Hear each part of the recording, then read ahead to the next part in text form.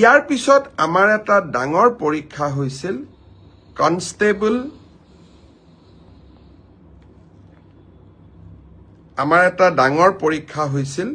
সেইটো হল constable UB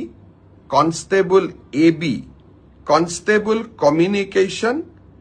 আৰু sub officer fire and emergency service কনষ্টেবলৰ ইউবিত পোষ্ট আছিল 1760টা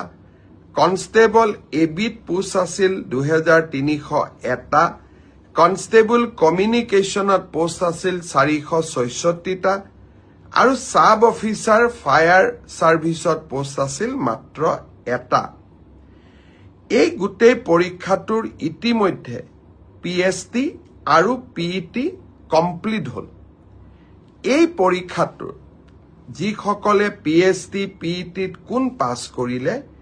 ইয়াৰে ৰিজাল্ট অসম আৰক্ষীয়ে 12 মাৰ্চ তাৰিখে ঘোষণা কৰিব